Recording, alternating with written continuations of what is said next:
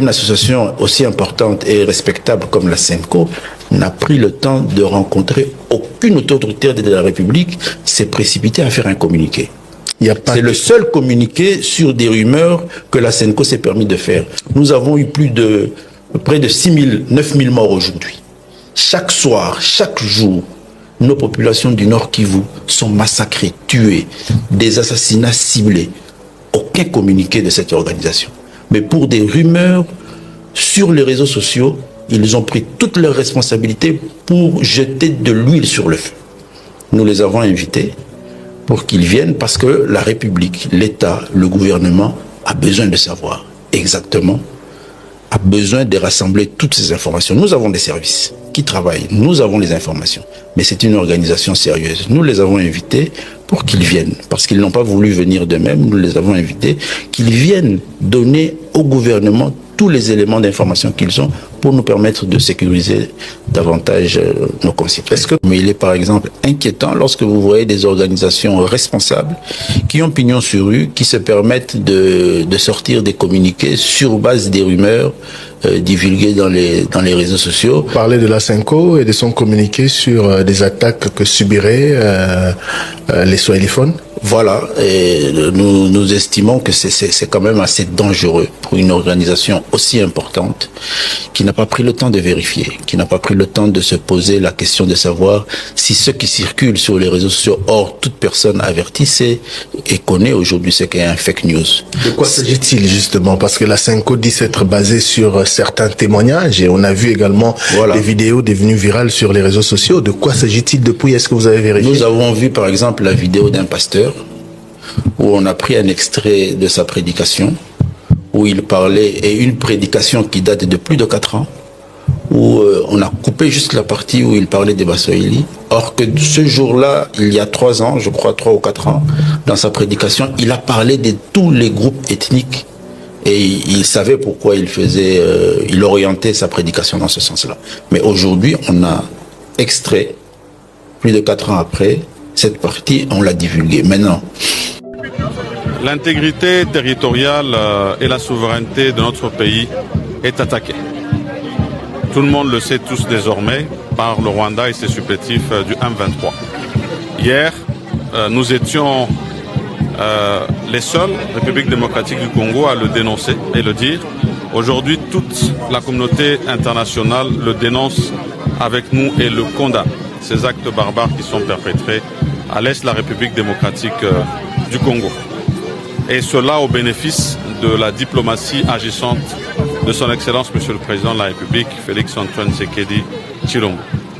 Face à cette adversité, nous devons répondre par l'unité et la cohésion. Et donc ici, unité et cohésion d'abord derrière nos forces armées et nos Wazalendo qui payent le prix suprême sur le terrain, là-bas à l'est du pays, mais aussi derrière le président de la République et son gouvernement. C'est aussi l'occasion de démontrer que nous pouvons nous mobiliser, spécialement les jeunes. La patrie est en danger et donc tout Congolais en général doit se mobiliser et tout Congolais du Grand Katanga en particulier doit se mobiliser également. Et donc l'occasion de sensibiliser notre jeunesse quant à cela.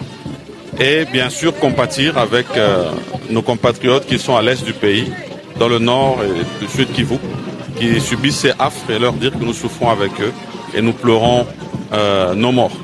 Ça sera bien sûr aussi l'occasion maintenant que nous sommes ici en tant qu'élus d'avoir des échanges aussi sur la situation sécuritaire urbaine avec les autorités locales et de communier avec toute la population. Et donc c'est vraiment avec ce message que nous venons et nous allons avoir vraiment l'occasion d'en échanger davantage. Merci à tous. Merci.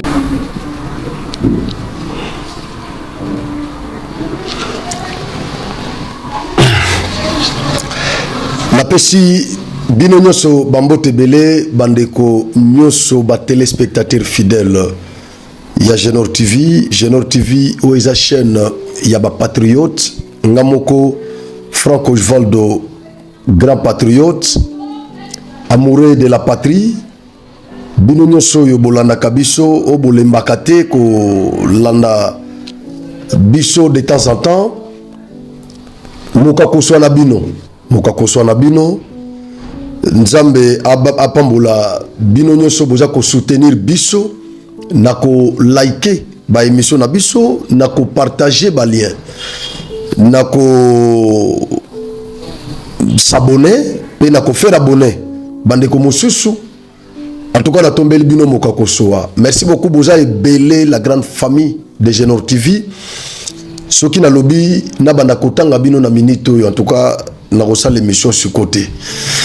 Mais d'une manière synoptique, nzamba pambola bino bo continuer toujours ko soutenir biso parce que na musalo tozo sala. To sala kangona courage parce que to bi ke bino bozawana. Tant bo sala ba commentaire bo komelanga na tanga ka ba commentaire nyonso o bo komelaka ngai ba encouragement na bino tout na tanga kango. En tout cas, j'ai le temps vraiment de lire. Na tanga ka ba commentaire na bino nyonso ba kombo nyonso na tala ka ngabi o ya za congolais penza vrai congolais o penza lingi musalo tout sala. En tout cas, o penza aza mwana tata Simo Kimbangu. Utali musolo bi o penza aza mutu ngambo aza karapare. O aza pena Romeo. Mais en tout cas, pour na noko nyonso na tombeli bino mokakosoa. Mais malheur na ba traître o baza côté kamboka na biso bato bazo kufa mikolo nyonso. Video na tchela kibino ya ba soldat ya nanga M23 o ba bomaki mwana moko ya bébé ya 5 jours na hôpital. Na sentir ndenge batu bayoki douleur na mitema. Bozo senga na balancer vidéo wana. Vidéo na wana so na chango na YouTube. Le même jour YouTube akokanga na chaîne. Donc moi na chango ezate. Alors, natangi ba commentaire na continuer kotanga ba commentaire na zo mona ndenge batu bazo maudire. Nanga. Je crois que nanga pe alandaka babiloko yo. Nanga landaka. Bangon tout balandaka. Balandaka biso kan ndenge yo landaka biso. Ndenge chef de l'état landaka biso, ndenge premier ministre landaka biso, ndenge ba membre du gouvernement, ba autorité nyonso ndenge pe balandaka biso, ndenge pe Kagame landaka biso, ndenge pe nanga na M23 balandaka biso. Balandaka. Donc ba malédiction nyonso botindeli nanga. Je crois qu'il atangi yango et kozwaye. Façon bo maudire nanga. Non, na ba mama, non. Azami ko lebelete, franchement. Ndeko moko akomeli ngai asali commentaire na comprendre te soki asa ya kanini na émission na sali ya contre PPRD o na sengaki na ministre ya intérieur a dissoudre PPRD, ministre de la justice a intenté d'action en justice contre ba traître ba collaborateur ya M23 o bazana Kisasa. On a bengaki ba M23 na bengaki bango M23 kinwa. Ndeko moko lobi yo ozalaki contre poursuite contre Kabila. Ozaki parmi bato wana ko lingate ba poursuivre Kabila. Lelo siko changer okomi ko senga na justice na biso et poursuivre Kabila. Pour naye akanisi kenaza versatile. Ce n'est pas la versatilité, monsieur. Ce n'est pas la versatilité. Makambo changeaka, makambo échangeaka. Na moment onga na lingaki Kabila avant na Congo, et c'est qui na début ya mandat Tshisekedi. Mboka. Moi j'estimais que ancien président Nabiso na mbongo nyonso o ya zu na Congo, soki to tindi na ce pays mindele bakelia mbongo wana. Avant de la biso na Congo, batonga ba hôpitaux, batonga ba créer emploi na Congo, ba congolais ba misala toli atambongo wana na ba salaire ba kofuta ba congolais.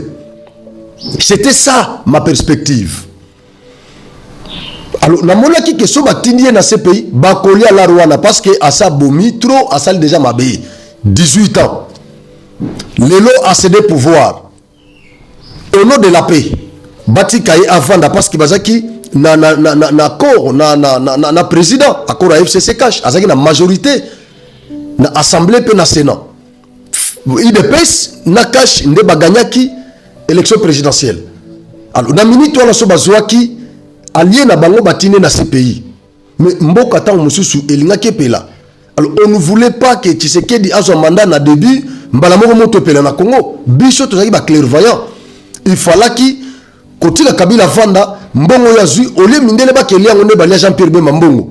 Na Laurent Gbagbo bati ke la biso Kabila awa biso tolia mbongo wana na ba salaire o ba ko futa ba congolais. O ba ko sala na ba entreprise na bango. C'était ça ma perspective. Alors le loyo Joseph Kabila aza suna Congo te. Joseph Kabila aza na Kaval. Kabila lelo Félix a révélé biso que aza na M23. Est-ce qu'il n'a pas gardé ce discours wana ke batika Kabila parce qu'il n'est pas au Congo? Est-ce qu'il ne doit pas comprendre vraiment, comprendre révolution ya makambo? Kabila n'est pas au Congo. Pour le moment Kabila mbongo na ye eza susu ko servir ba Congolais te mais comme inde ko bomisa ba Congolais parce que il est le patron du M23. Azo chambongo na M23. Et M23 bazo kota na ba hôpitaux, bazo boma ba bébé ba nouveau-né. M23 boyoki ke bauti ko tumba ba Congolais o bazaki na bar, bino pe ba Congolais. Na période ya bokesani na boîte de nuit. Imaginez na période ya Congolais ke na boîte de nuit akemela masanga. Ata bino moko bande ko Goma. Ah, bayama. Congolais ke boîte de nuit na butu akemela masanga. Aïe aïe aïe aïe aïe. En tout cas, et ça passe si mingi pour na ba Congolais. Voilà, avant de continuer, je crois que aborder moi ma question est belée, toko palola ndeko na biso chole. Merci na vice-premier ministre et ministre de l'Intérieur monsieur Chabani. Merci beaucoup na ndenge bazui initiative ya kobenga bandeko na biso ya Senko bamema ba preuve na bango na ba service na biso ya sécurité comme ça et permettre service à sécurité ba traquer bandeko bazako boma bandeko na biso ba Swahili na vila Kisasa. En tout cas bravo na ministre ya intérieur. Voilà, je crois tokoya vidéo bomoni ya Sama Lukonde babandi ko bimasiko yo na basilas na bango pour la koloba. Voilà, tokoya. Mais avant de aborder ma question nyoso wana, ndenge na yebisa kibino tozo kende na na Kasai central. Na cadre ya sensibilisation, toza ko sensibiliser ba chrétien nyonso ya Kasai central en général et en particulier ya ville ya Kananga. Pour la informer bango que l'église du réveil aux chapeauté na apôtre Maurice Lusamba wa Mwanza. Ils ont organisé culte, il y a adoration et sensibilisation. Pour soutenir les soldats na biso na ba wazalendo o bazako bunda na est ya Congo ya mboka na biso ndeye boyebi Congo na biso eza na guerre. Na yebisa kibino ke faut changer langage. Olia kotanga tanga M23 to tanga mingi Kagame comme agresseur. Olia kolobake guerre eza na Nord Kivu, Sud Kivu eza na Grand Kivu, to lobake guerre eza na Congo. C'est le Congo qui est attaqué. Donc langage wana je crois que kozala malamu pour la période où toujours traversé. Alors bazak organiser culte donc ba église nyonso ya RSC en tant que ba partenaire ya l'état congolais bazak organiser culte ya action de grâce na église Jésus la porte aux chapeauté na évêque Boniface Mbulu Lo eza na précisément na quartier Kamai na commune ya Kananga donc na centre ville ya Kananga samedi de 8h à 12h ba chrétien nyonso ya Kasai central en général comme je l'ai dit Kananga précisément bokende na église Jésus la porte de 8h à 12h samedi le 1er mars bokende kosambela Nzambe na cadre ya front spirituel basoda bazana front militaire biso tozana front médiatique fati na gouvernement bazana front diplomatico-politique biso tozana médiatique numérique. Alors côté mususu pe to fongoli front mususu spirituel o tozo kende pe kobunda parce que ceux qui te longi sur le plan spirituel même physiquement comme ça to kolonga Et donc, ba chrétien nyoso tokutana ezala ba baza ba chrétien te, c'est l'occasion tokende ko sambela tata Nzambe pour la soutenir bandeko na biso na est. Et en dehors de ça, collecte moko et ko salema eza prévu pour na ko tinde la bandeko na biso ba soldats na bandeko o baza na détresse na Grand Kivu ko tinde la bangwata quelque chose ya kolia ko renforcer pe moral ya ba soldats na biso o baza na front, parce que ceux qui bango bazate en tout cas et que la moi pas si armée est dernier rempart na biso. Nous devons de temps en temps soutenir l'armée. Alors nde na bisa ki bino ke tokolo belango ti mokolo ya samedi et bokolandango na Genor TV cultuana. Alors toujours les qui sa quelques serviteurs de Dieu, il y a ville, il y a Kananga, il y a Kassai central. Oyo balobi na micro na biso o bazo sensibiliser ko benga ba ndimia ba église na bango pour baya ko répondre na invitation oyo massivement toujours le kisa bango balancer message ya sensibilisation. Alors na pesibino mwata muke ya kolanda ces hommes de Dieu, ces éminents serviteurs de Dieu de la ville de Kananga bazo loba. Merci, tokozong après. Avec Benoît Kabamilambo, représentant légal de l'église du plein évangile, la gloire de l'Éternel. Bien-aimés dans le Seigneur, Kanangais, Kanangaises, nous venons pour vous remercier de ce que vous êtes en train de faire. Je sais que ces derniers temps, dans nos églises, on est en train de prier pour soutenir notre pays. La Bible aussi nous recommande de faire toutes sortes de prières. C'est pourquoi, à la demande de l'évêque principal de l'RC, Ejiba Yamapia, et l'évêque provincial Maurice Lusamba Wamwanza, il nous a été recommandé de prier ensemble un programme spécial. Nous devons tous nous réunir chez Jésus Laporte, que dirige l'évêque Mbouloulo. Ça sera de 8h à 12h. C'est samedi, que nous puissions nous retrouver tous ensemble pour plaider à notre Dieu afin de renverser tout ce qui est comme force démoniaque. Par là, nous allons soutenir dans la prière nos militaires afin que la main de Dieu puisse les soutenir. Nous allons aussi les soutenir par nos moyens, par nos possibilités.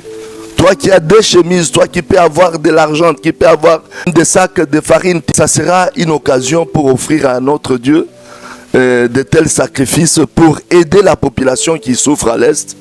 Nous vous remercions car les Kanangais, je vous aime beaucoup puisque vous êtes sensibles dans des histoires pareilles. Je sais que vous serez là. Que notre Dieu vous bénisse. Shalom, peuple de Dieu. Nous vous rappelons que déjà c'est samedi, nous aurons un grand culte d'intercession pour la nation. Nous allons prier pour toutes nos 26 provinces et plus particulièrement pour nos frères d'essai et puis pour nos frères et sœurs qui sont du côté de l'Est du pays, de manière à ce que le Seigneur impose la paix. Selon qu'il est écrit par Jérémie, priez pour le pays dans lequel vous avez été mené captif parce que votre bénédiction en dépend. Alors nous allons prier de telle sorte que le Seigneur délivre le pays et qu'il donne de la force à notre président de la République. C'est le RC, l'église du réveil du Congo, qui est chapeauté par l'évêque principal Maurice Lusamba et au niveau national par l'archevêque Ejiba Yamapia. Alors nous serons de ce côté à partir de 8h jusqu'à 12h. Voilà pourquoi nous faisons appel à tous les bien-aimés du Kassai central, ville de Kananga, tous les chrétiens, toutes les églises confondues, venez, plaidons la cause du pays. Et n'oubliez pas que nous allons passer des moments de collecte. Vous avez une offrande en nature, soit en espèces. Venez avec pour que nous puissions soutenir nos frères qui sont, n'est-ce pas, pendant des moments difficiles à l'est du pays. Que le Seigneur vous bénisse et shalom. Oui, nous profitons de cette occasion pour demander aux Kanangais et Kanangaises, au centre kassaïen, que les églises des réveils du Congo, par les biais de sa province ecclésiastique du Kasaï central, organisent une grande prière pour tous les enfants de Dieu. Et cette prière est organisée à la date du 1er mars 2025. Le lieu, c'est le carrefour chrétien de l'église Jésus la porte à Kamaï. Et nous demandons à tous les enfants de Dieu d'être disposés pour venir participer à cette prière. Une prière pour soutenir nos FARDC à l'est du pays, comme notre pays est agressé, vous le savez tous. Et nous, chrétiens, nous ne pouvons pas dormir. Nous sommes appelés à nous réveiller pour pouvoir ensemble faire une prière en direction de l'Éternel, notre Dieu. Et cette prière sera aussi une prière de prise en charge de souffrances de nos frères et sœurs qui sont tués, vilipendés, massacrés à l'est du pays. Voilà le rendez-vous que nous avions à vous communiquer. Vous savez, la Bible dit, prie pour la ville dans laquelle je t'ai placé, prie pour l'état dans lequel je t'ai placé. Donc notre Dieu, c'est un Dieu aussi patriote.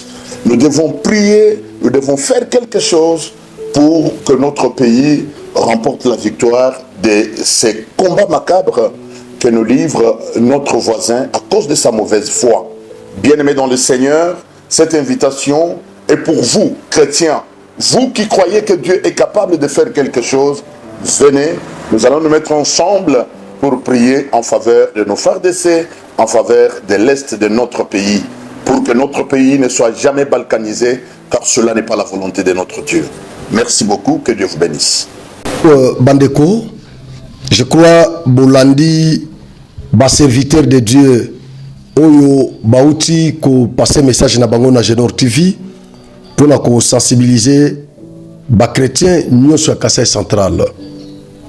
Merci, la passage Nabino, pour Nabino, nous sommes musika, nous sommes intéressés, mais sinon, nous sommes intéressés par le fait que, au bango bazo sala, eza, pour nous soutenir, les soldats Nabiso, au bido pe place Bozali, nous allons soutenir.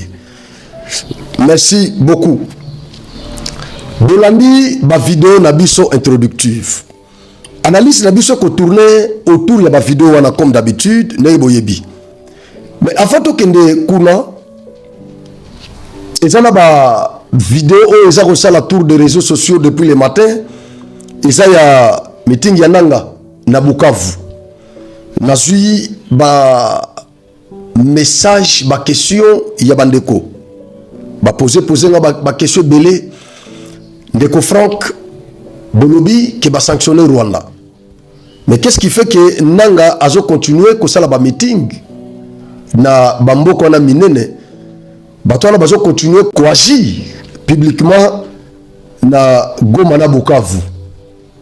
Je sais que ba sanction ou bien résolution parce que jusque là ils ont résolution sanction les américaines.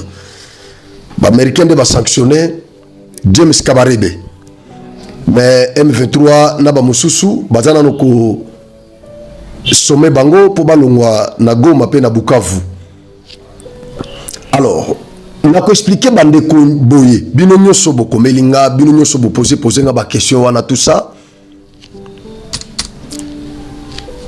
Résolution il y a Conseil de sécurité des Nations Unies est toujours en vigueur. Est en vigueur. Soki bango na kati ya résolution basengaki Rwanda a retiré ba soldat na ye na sima ya M23 et basengi M23 a se retiré na bamboka nyoso ko banda Bunagana ti na Kamanyola bamboka nyoso o nani oyo nanga aza ko occupé na ba Rwanda wana ba se retiré na bamboka wana.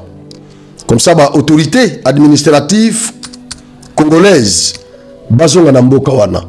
C'est ce que la résolution a demandé na ba ndeko wana. Alors, ce qui bango ba obtempéré, je crois que ba sanction ekoya. Biso toza patient lutte na biso ezalaki d'abord ya ko convaincre bandeko wana communauté internationale kolakisa bango ke biso nde toza na raison, Kagame aza na tort, biso nde toza agressé, biso nde toza ba victime, Kagame c'est notre bourreau. Donc c'était ça notre lutte, parce que ndenge honorable Sama Lukonda lobi yango biso moko nde tobandaki ko attaquer Kagame. Alors lutte na biso ezalaki ya Nations Unies et reconnaître Kagame lokola criminel oyo aza koboma na est, lelo lokola bendi nanga ba reconnaître nanga également lokola criminel, bango nde baza koboma ko violer na est. Et donc na minute oyo biso tolongi toza na kimia parce que affaire oyo eza sur likambo ya Congo te. C'est tout ce que vous devez retenir dans les cas sous examen. Ce n'est pas encore une affaire congolaise. Ministre des Affaires étrangères britannique ayaki na azaki na Afrique du Sud ayina kin akina na Kigali. Oya lobaki na kin boyoka kiyango. Après Kigali opa lobaki boyoka kiyango. Grande-Bretagne est prête pour sanctionner Kagame au cas où à obtempérer la résolution du Conseil de sécurité des Nations Unies. Représentant à Rwanda auprès de ce conseil avait pris acte de cette décision du conseil. Il a pris acte, donc le Rwanda a déjà pris acte de la décision. Alors, ce qui a respecté Yangote, ce n'est pas encore notre problème. Et ça, c'est quoi le problème? Il y a Rwanda contre les Nations Unies. Bisopé toza éveillé, tozo l'année là pour que Macron a influencé ma décider monsieur soit la tête. Donc décision on a et aboutir na sanction, va sanctionner Rwanda. Ceux qui va sanctionner Rwanda donc va couper source naé y approvisionnement. Et là à cause de la mesure il y a soutenir le source M23 et ba ko la la guerre et na moment on a biso déjà to kozama ba lié au ba kwa simana biso na sena lobaki yango déjà. Et entre-temps, tout ça qu'on s'est réorganisé dans le terrain. Je crois que Fati, notre gouvernement, à partir de l'eau comme Libiso, la Goma, na Bukavu. Et donc, nous avons la meeting à Salaté. Ce n'est pas encore notre problème. Ce vraiment, déranger Penabisoté. Et déranger Moutnet, déranger Naté. Mais tout ce que moi je vais vous demander, c'est de ne pas partager ma vidéo ya meeting ya nanga, ce n'est pas important. Ngai naza toujours na décision na ngai. Banda début ya agression ya M23. Na lobaki ke nako publier jamais vidéo ya M23 na Genor TV. Nako publier ngote na Genor TV o discours ya nanga, o meeting ya nanga, activité nako publier ya ngote. C'est ça ma façon de ne pas les soutenir et de les sanctionner. Alors, ce qui bisognon s'autosui idée wana surtout binonyo soba famille na ngai ya Genor TV. Binonyo soba génoriste ce qui bozui initiative wana yako bo yako partager toko publier vidéo ya nanga, au meeting ya nanga, au émission ya nanga, au discours ya nanga. Ne le faites pas. C'est ça notre façon de les sanctionner.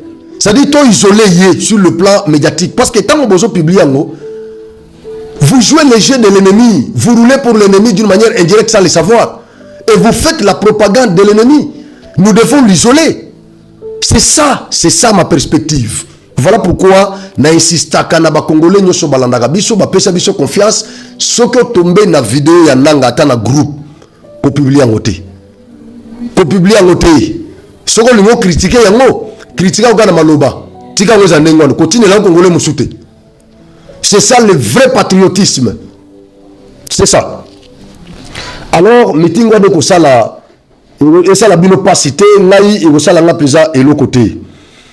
Sama Lukonde na Lubumbashi.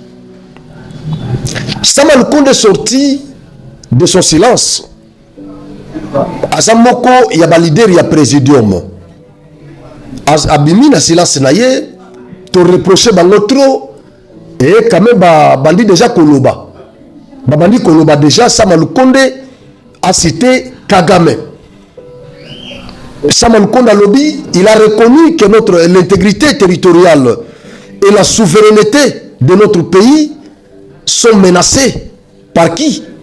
Par Kagame, par le Rwanda. C'est un pas de géant marqué par Sama Lukonde. C'est tout ce que nous voulons. C'est tout ce que nous voulons.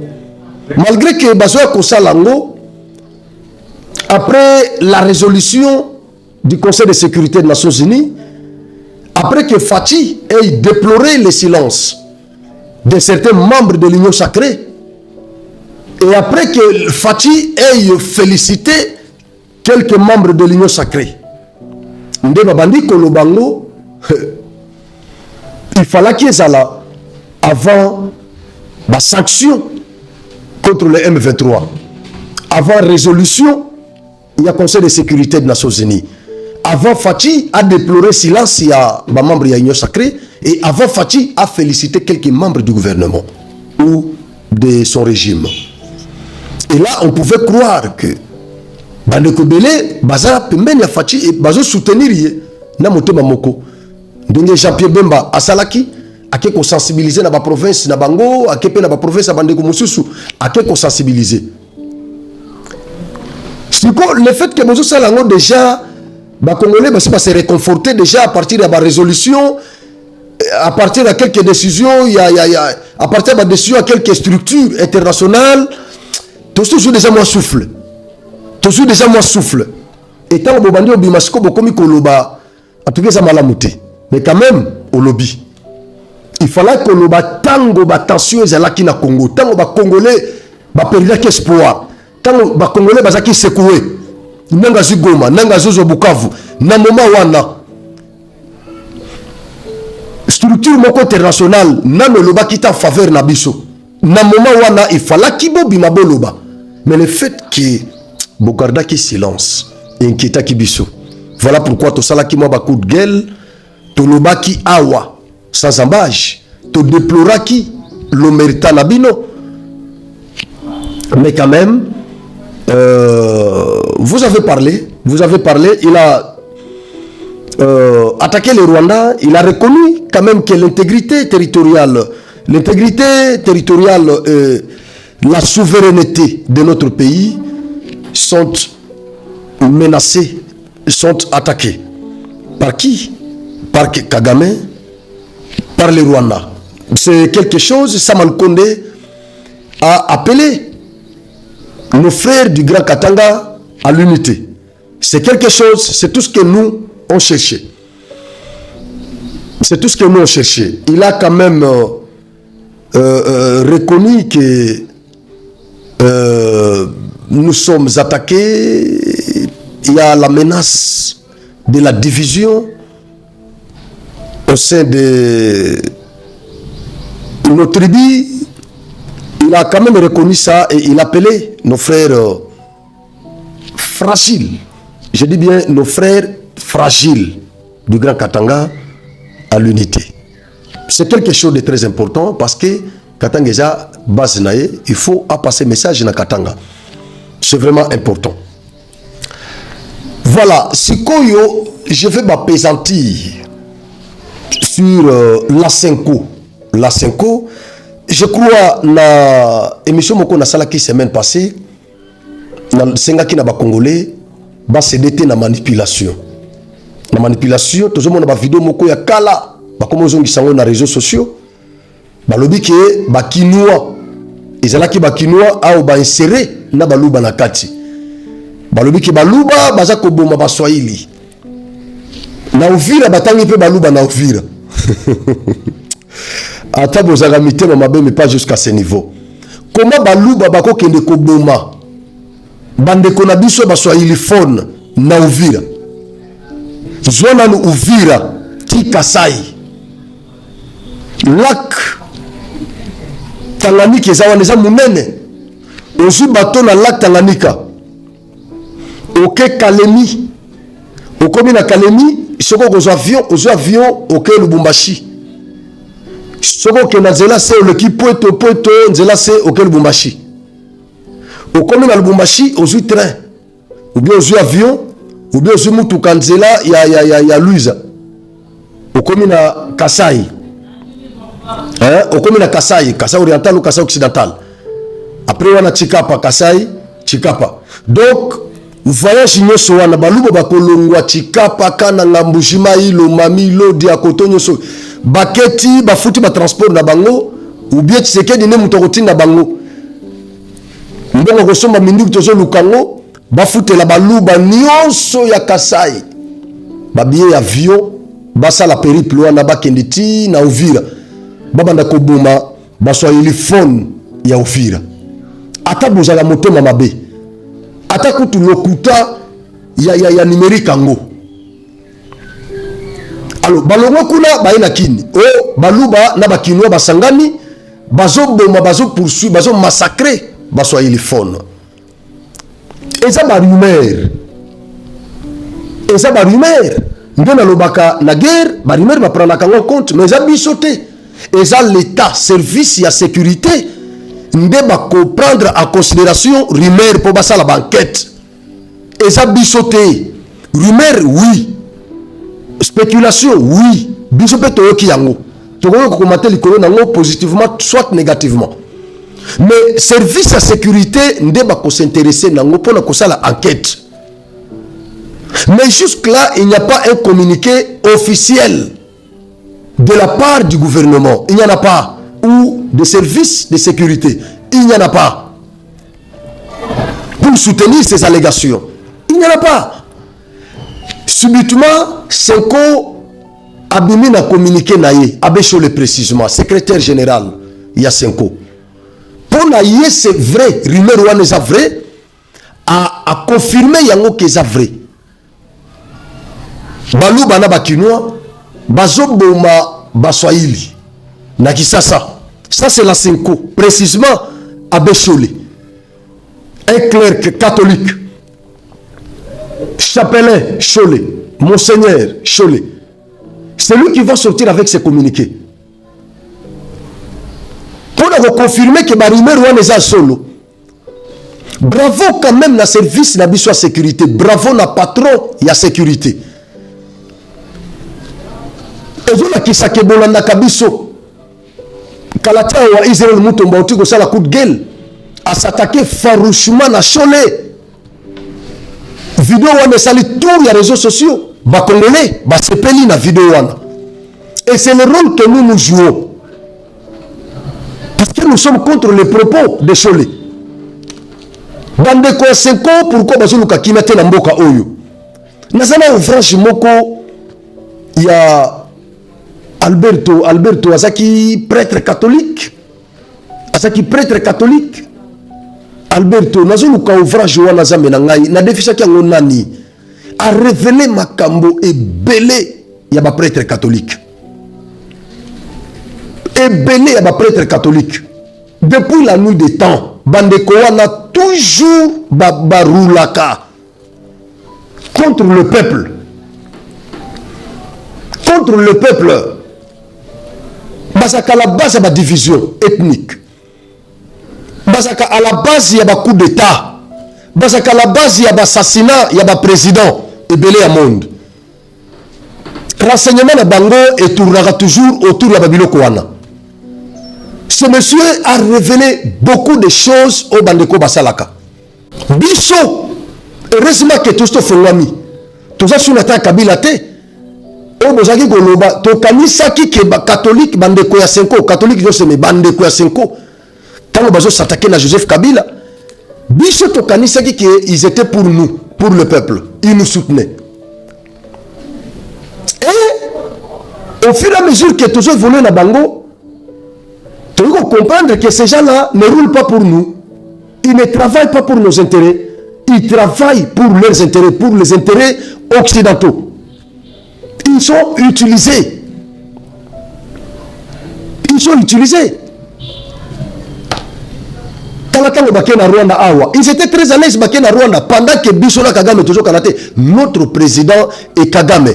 Baso Kanate, ils sont aux antipodes.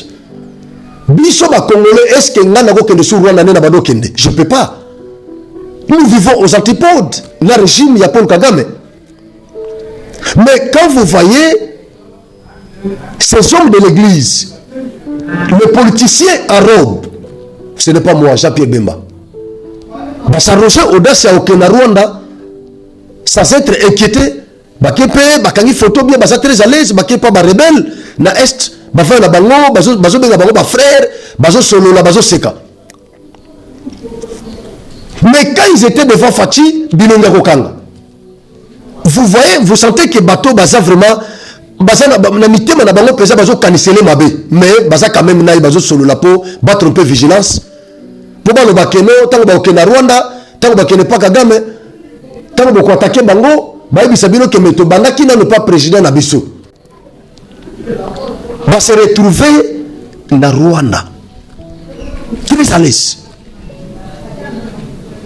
Ba président nyonso botala billet 5 ans.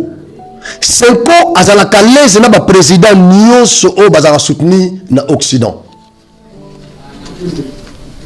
Tous les représentants occidentaux qui sont au pouvoir en Afrique ici, ils sont en bonne relation avec la Senko, avec les prêtres catholiques.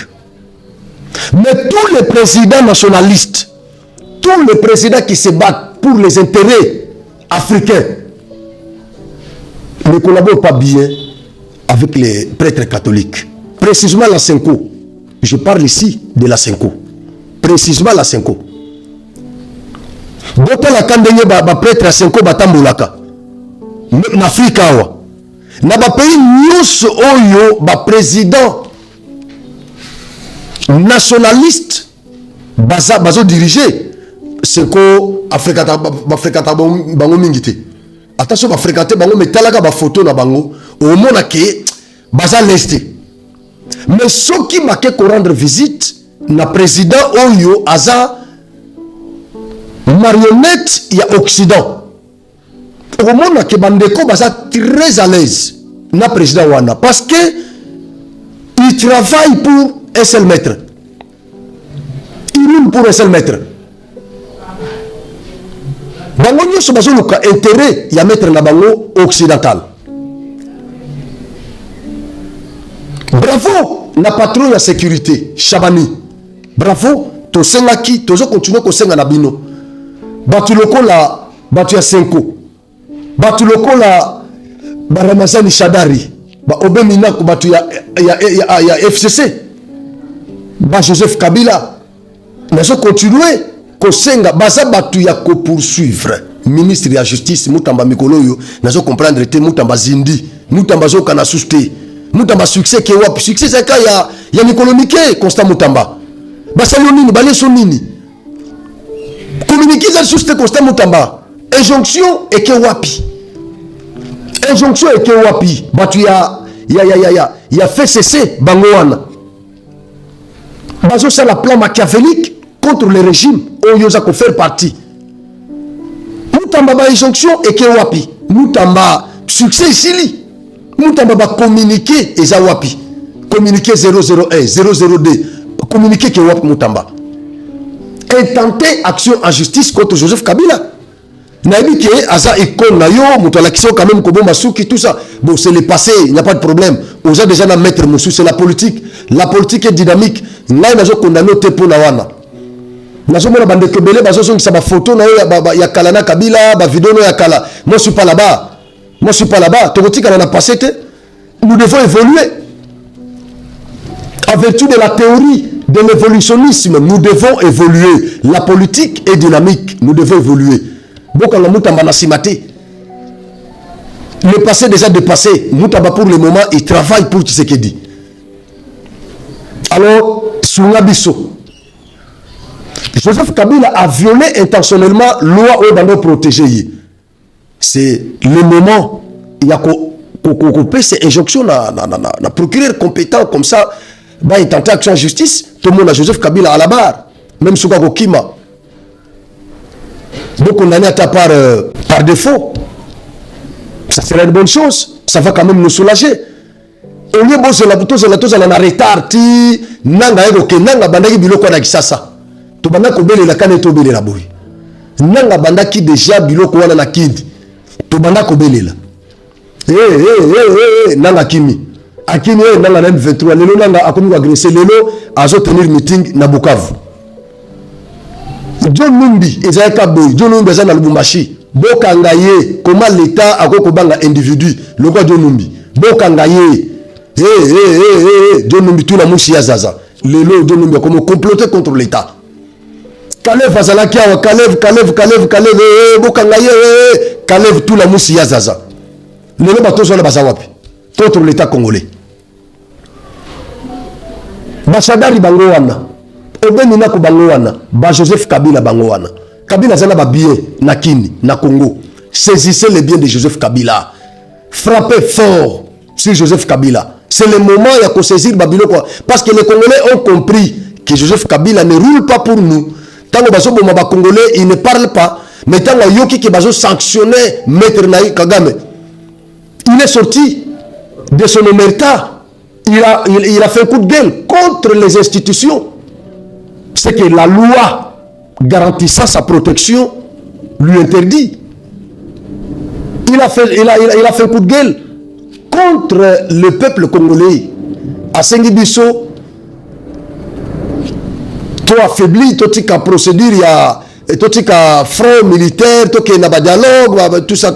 Donc, entre-temps, Babou Makabiso, affaiblir l'armée Nabiso.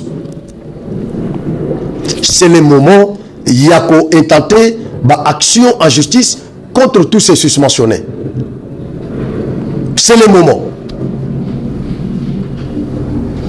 Mais le fait que l'État Nabiso aya ka kosutuka na retard, quand on tobele na kaboyi, quand même, le ministre de l'Intérieur ayoki quand même kolela Nabiso, ayoki mbela Nabiso.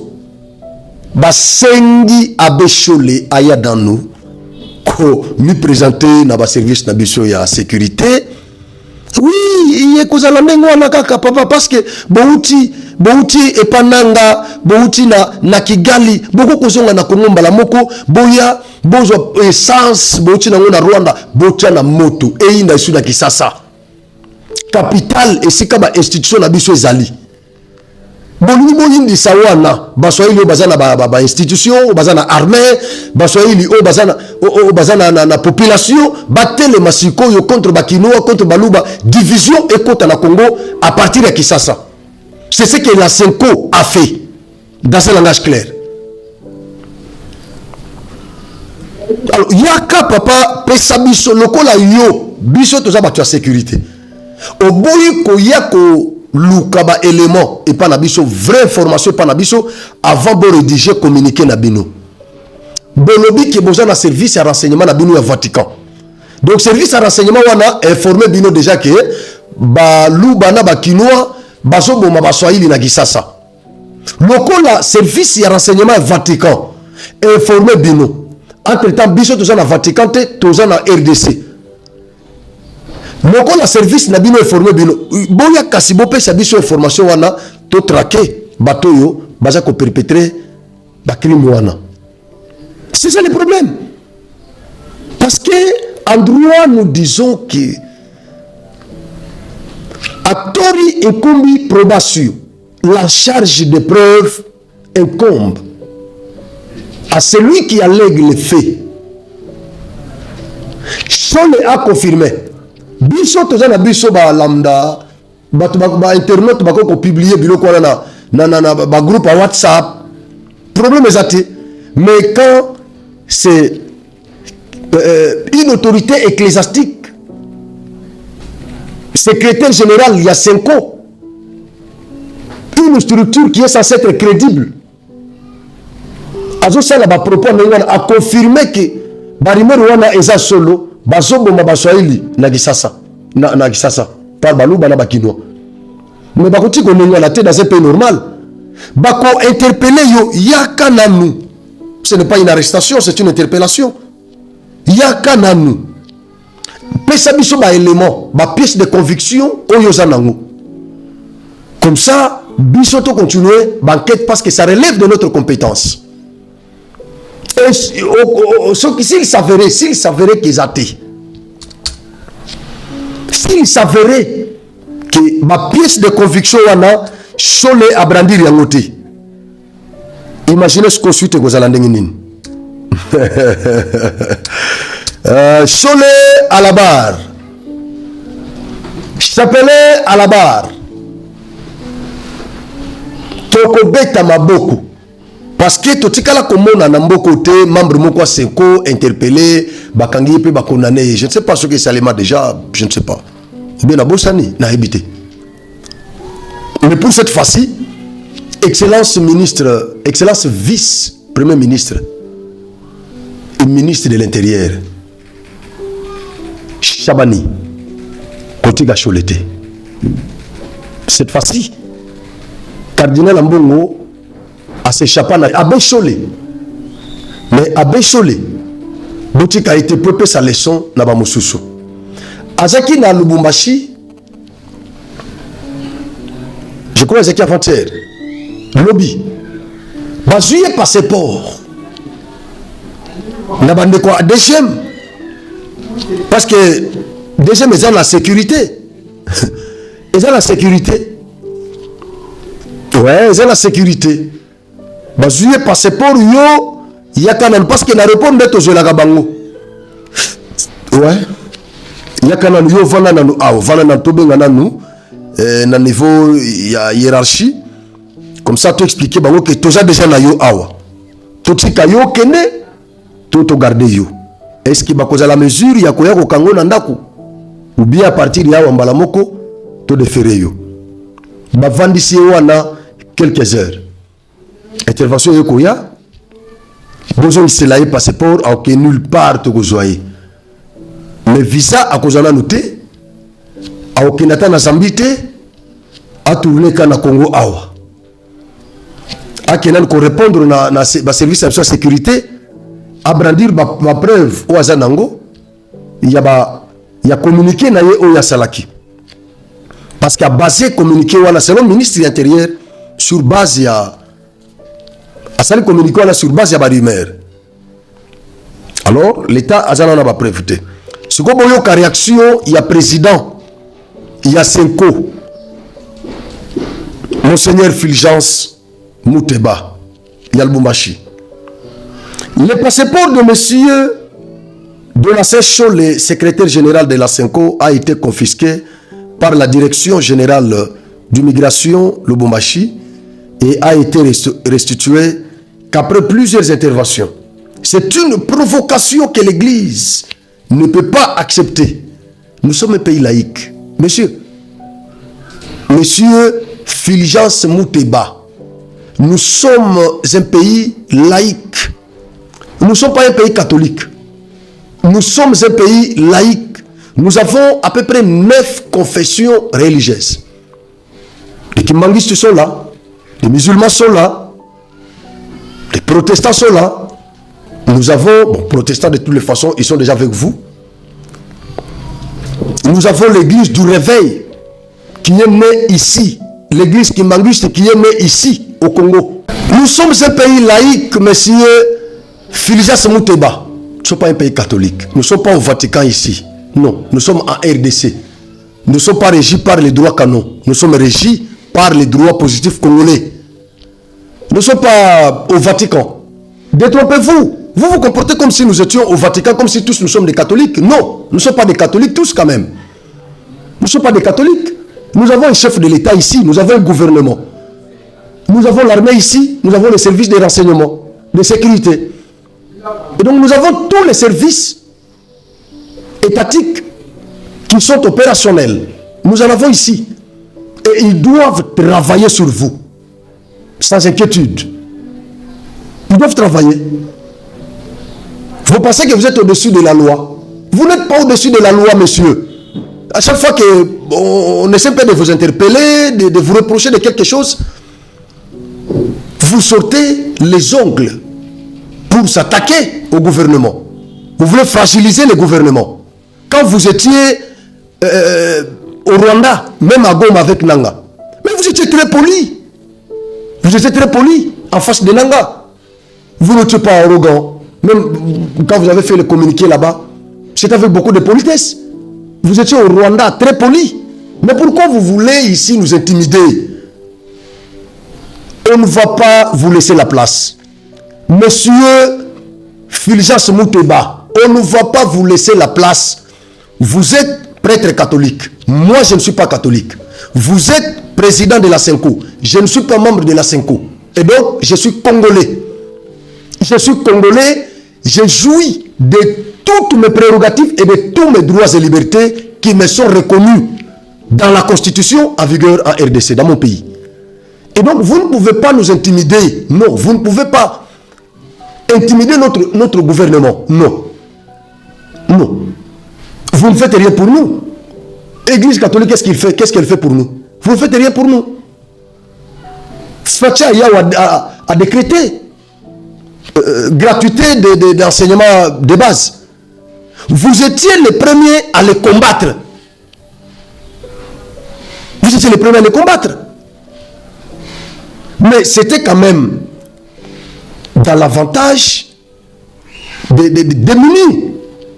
Les Congolais lambda qui n'ont pas de moyens d'envoyer leurs enfants à l'école, qui n'ont pas de moyens. Mais avec cette gratuité, leurs enfants pouvaient étudier gratuitement. Et c'est l'État qui prenait ça en charge. Mais c'était l'Église catholique qui s'était opposée à cette initiative. C'est l'Église catholique qui avait fait de sorte que ça échoue. Et donc vous ne faites rien pour nous. Vous ne faites absolument rien pour nous. Nous avions étudié dans vos écoles, ce n'était pas gratuitement. On payait les Minerval. On payait. Vous n'allez pas intimider notre gouvernement. Vous n'allez pas intimider notre gouvernement. Nous n'allons pas vous laisser la place. Nous ne sommes pas au Vatican d'après tout. Nous sommes à RDC. C'est une provocation que l'Église ne peut pas accepter. Quelle Église? C'est Mokimbango. L'Église qui est née ici. Un homme historique. Un homme qui a été tué pour les Congolais. Ce papa là. Vous êtes qui? C'est Mokimbango. Vous êtes qui dans ce pays? Vous êtes qui? Cardinal Lambongo, Monseigneur Solé, Fulgence Mouteba. Vous êtes qui? Vous représentez quoi ici, dans ce pays? Vous êtes Congolais, au même titre que moi qui vous parle. La différence c'est que vous chapeautez l'Église catholique. Vous avez la facilité de rencontrer les chefs d'État. C'est ça la différence. Mais sinon, nous avons tous les mêmes droits. Tous les mêmes droits. Quand même vous jouissez des privilèges de juridiction. Vous jouissez, je ne sais pas si vous avez des privilèges, mais sinon vous avez des immunités. Vous avez des immunités, ça c'est ce qui marque un peu la différence entre moi et vous. Mais sinon, tous les droits qui nous sont garantis dans la Constitution, il n'y a personne qui en a beaucoup, plus que l'autre. Il n'y en a pas. Et donc, ne nous intimidez pas. N'intimidez pas notre gouvernement qui se bat, qui travaille d'arrache-pied pour que nous ayons l'indépendance dans ce pays. Alors ne menacez pas ce gouvernement-là. Sinon vous allez nous croiser dans votre chemin. Nous sommes des oisalés médiatiques derrière les chefs de l'État, derrière les gouvernements et contre tout celui qui pourra s'élever pour fragiliser le régime. Parce que pour le moment, c'est notre espoir que nous avons, c'est le régime. Sinon le Congo va partir. On ne va pas compter sur l'Église catholique pour le moment. Nous sommes agressés, nous sommes menacés. Et vous mangez avec ceux qui nous agressent. Vous êtes bien avec ceux qui nous agressent. Et nous sommes isolés derrière les chefs de l'État. Mais vous êtes bien. Vous fréquentez tout le monde quand vous voulez. Et nous sommes derrière les chefs de l'État. Notre espoir est placé sur ce régime pour le moment. Ce n'est pas Kabila qui va venir nous sauver ici. Ce n'est pas Chole qui va venir nous sauver. Ce n'est pas Fulgence Mouteba qui va venir nous sauver. Pour le moment, c'est Tshisekedi qui va sauver ce pays. Vous l'avez abandonné, mais nous sommes avec lui. Vous pensez parfois que le Congo va partir, mais je vous dis que le Congo ne va pas partir. Nous sommes là avec lui, nous sommes derrière lui. Et nous allons nous battre jusqu'à ce que nous allons récupérer notre souveraineté. Et vous aurez la honte dans ce pays. Merci.